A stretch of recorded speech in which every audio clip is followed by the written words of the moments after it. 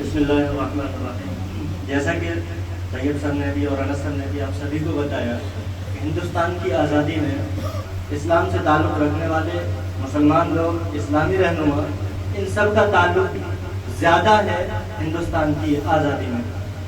आप अगर देखेंगे इंडिया गेट पर तकरीबन 1 लाख नाम मुजाहिदीन आज़ादी फ्रीडम फाइटर्स लोग हैं, मुजाहिदीन आज़ादी के नाम लिखे हुए हैं तकरीबन 1 लाख, जिनमें से 65 से 70% के करीब सिर्फ और सिर्फ इस्लामी रहनुमाओं के नाम लिखे हुए हैं, सिर्फ और सिर्फ।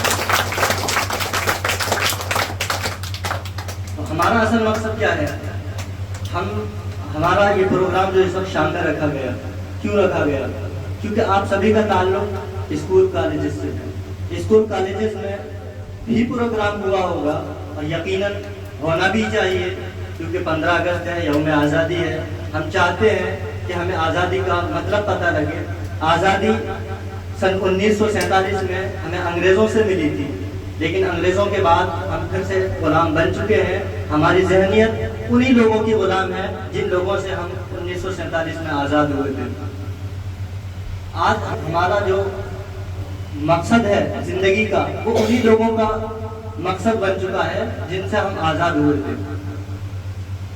लेकिन हम जैसा कि अभी तैयब सर और अनस सर ने भी बताया, मुजाहिदीन आज़ादी, कुछ तैयब सर ने नाम लिए, कुछ अनस सर ने नाम लिए, इसके अलावा और भी बहुत सारे नाम हैं। उन सब के नाम अगर लिए जाएं, उन सब का मकसद सिर्फ और सिर्फ एक ही निकलता है कि वो लोग मुसलमान होने के साथ साथ उन्होंने हिंदुस्तान की जंग आज़ादी में हिस्सा लिया।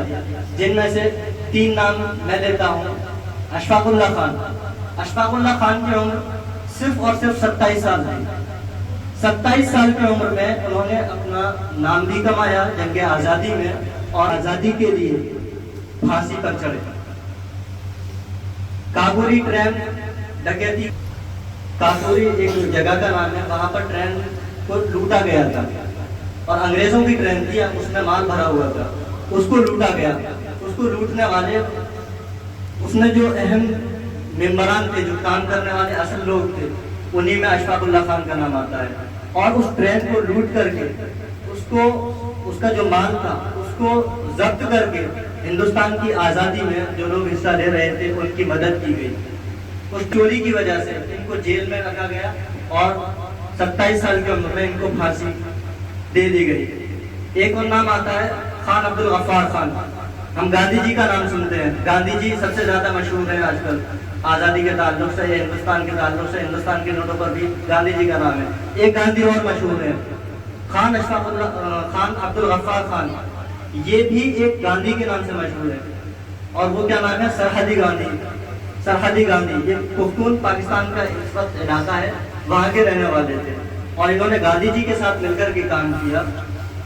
गांधी जी के साथ मिलकर के काम किया और खुद इनका भी लक़ब गांधी पड़ा, सरहदी गांधी। इसी तरह से एक हकीम अजमल खान, जो जिनका तिब्बिया कॉलेज है, जामिया मिल्लिया इस्लामिया, जैसा कि सर ने बताया कि बहुत सारे फाउंडर्स होते हैं, उन्हीं फाउंडर्स में हकीम अजमल खान का भी नाम आता है। हकीम अजमल खान ने तालीम के जरिए से, डॉक्टरियत, तिब के जरिए से, यूनानी दवाएं, इनके जरिए से इस खिदमत की, मुसलमानों को तालीम देने की कोशिश की। बहरहाल इन तीनों का जो असल मकसद था, नंबर 1 हिंदू मुस्लिम इत्तेहाद। अशफाकुल्लाह खान ने राम प्रसाद बिस्मल के साथ काम किया। राम प्रसाद बिस्मल जो कि हिंदू है, उसके साथ काम किया और जंग आज़ादी में हिस्सा लिया। इसी तरह से खान अब्दुल गफ्फार खान, इन्होंने गांधी जी के साथ हिस्सा लिया। और इसी तरह से हकीम अजमल खान, इन्होंने इंडियन नेशनल कांग्रेस के साथ में हिस्सा लिया, इसके सदर रहे। तो हिंदू मुस्लिम इत्तेहाद के साथ साथ अपने ईमान के साथ साथ ये लोग जंग आज़ादी में लड़े। दूसरा, हक के लिए कुर्बानी। हमारा हक है आज़ादी, आज़ादी के लिए ये लोग लड़े, आज़ादी के लिए इन्होंने अपनी जान को कुर्बान किया। कहाँ वो 27 साल की उम्र में शहीद हो गए। और खान अब्दुल गफ्फार खान ये 98 साल की उम्र में शहीद की वफात हुई, और 27 साल तक इन्होंने जेल में, और जिलावतनी कहते हैं अपने मुल्क से इनको दरबदर कर दिया जाए, यानी हिंदुस्तान से इनको भगा दिया गया, हिंदुस्तान से कोई ताल्लुक नहीं, और जेल, ये दोनों चीजों में इनकी 27 में गई। और हकीम अजमल खान, ان کی تقریباً 60-59 سال کے ہوں، انہوں نے بھی اسلام کی خدمت کے لیے، مسلمانوں کی خدمت کے لیے اور ہندوستان کی خدمت کے لیے، ہندوستان کی آزادی کے لیے لڑے، اور نیشنل کانگریس جو پارٹی ہے اس کے ساتھ انہوں نے کام کیا۔